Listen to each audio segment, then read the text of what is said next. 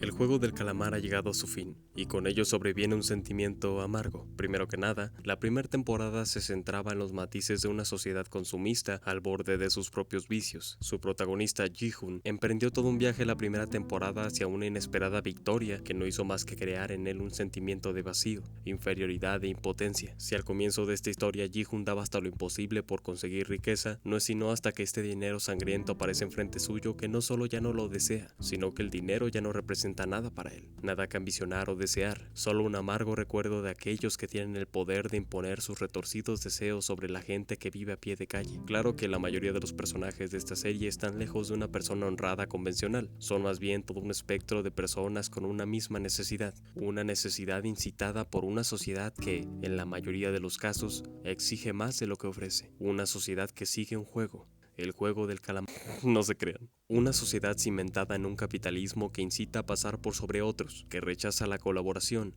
la colectividad, empoderando un ego individualista que parece dominar a todos aquellos que son arrastrados a estos juegos. Y es con todo este trasfondo que Ji-hoon decide volver a los juegos, para probar un principio que pudo presenciar de primera mano, la solidaridad de todos aquellos que se unieron en su primera estancia en los juegos, razón por la que de alguna u otra forma pudo llegar al final con vida. Es así como se apega fuertemente a su ideal sobre la bondad que cree habita en las personas aún en las condiciones más extremas, una particularidad inherente del ser humano. En contraposición está el líder, quien no solo cree lo contrario, sino que deshumaniza a todo aquel que, bajo la fuerte necesidad, saca a relucir lo peor de sí, volviéndose esclavo de sus deseos egoístas, una particularidad inherente del ser humano. De entrada, podemos contrastar estos ideales ficcionados con referentes de nuestra realidad, pues estas posturas han sido exploradas antes por filósofos como Maquiavelo y Rousseau, una dupla de pensadores que exponían en contraste. Por un lado, Maquiavelo sostenía que el ser humano es malo por naturaleza, mientras que Rousseau creía que era la sociedad la que corrompía al ser humano, ya que éste nacía inherentemente bueno. Asimismo, obras como Monster de Naoki Urasawa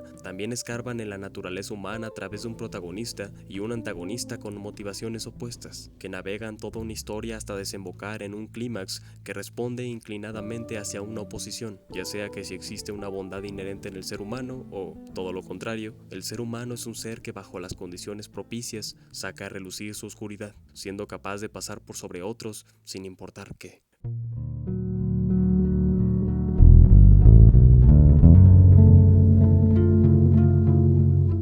Este planteamiento no solo exige una total dificultad, sino que no podemos simplemente ser deterministas e inclinarnos hacia una postura con toda la facilidad del mundo. En la filosofía, son las preguntas las que nos conducen hacia un mayor entendimiento, nos encaminan hacia más cuestionamientos que, lejos de responder la pregunta inicial, nos enriquecen más que si solo nos hubiésemos quedado en la pregunta. Es entonces que esta segunda temporada arranca con este enfrentamiento de ideales entre el líder y nuestro protagonista, desembocando en diversas circunstancias donde, en plena desventaja, Ji-hoon no solo no consigue detener los juegos, sino que se ve atrapado constantemente ante la inminencia de su enemigo, quien tiene el poder de crear las circunstancias propicias para empujar a otros hacia un abismo. Nuevamente, junto a Ji-hoon presenciamos toda clase de personas, desde las que destruyen a otros en beneficio propio hasta aquellas que, pese a todo, arriesgan su vida para sobrevivir un juego más. Alianzas surgen desde ambos lados con un único objetivo en común: sobrevivir, ya sea por ganarlo todo o simplemente poder escapar.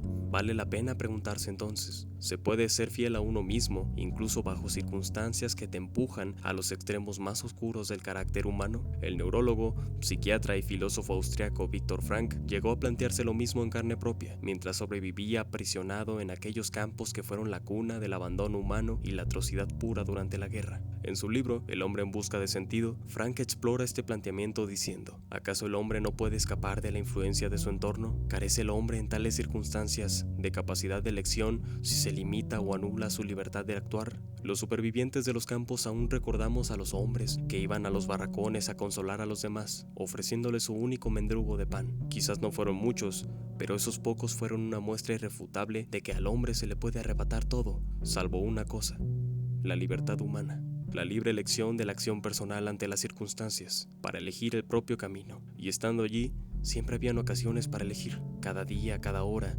brindaba la oportunidad de tomar una decisión que estipulaba si uno se sometería o no a la presión que amenazaba con arrebatarle el último vestigio de su personalidad.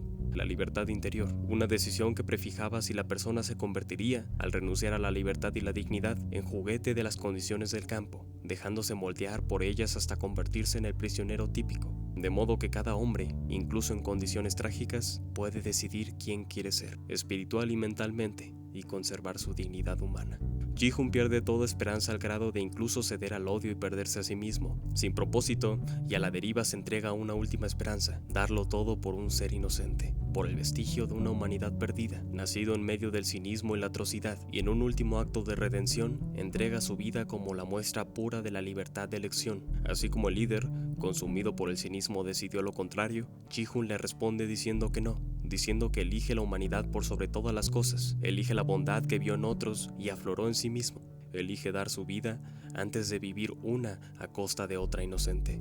Citando a Dostoyevsky, solo temo una cosa, no ser digno de mis sufrimientos. Y es previo a caer al vacío que Ji-hoon constata su postura frente al líder y todos los cínicos que lo observan. La desesperación humana no sirve al propósito de los egoístas en el poder. La humanidad se pondera por sobre todas las cosas y las circunstancias. Y desde el borde, previo a su fatídico final, Ji-hoon no define a la humanidad.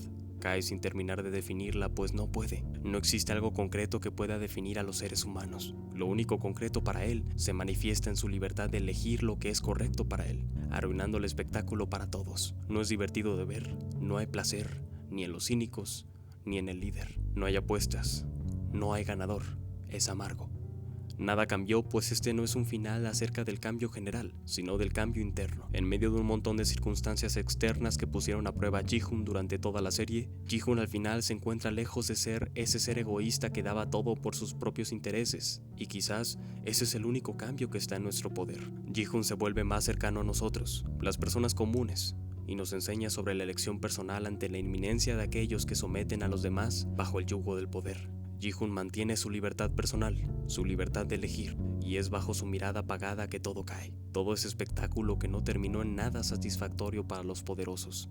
Todo eso arde enfrente de su irrevocable libertad, en un final no bueno ni malo, sino profundamente humano.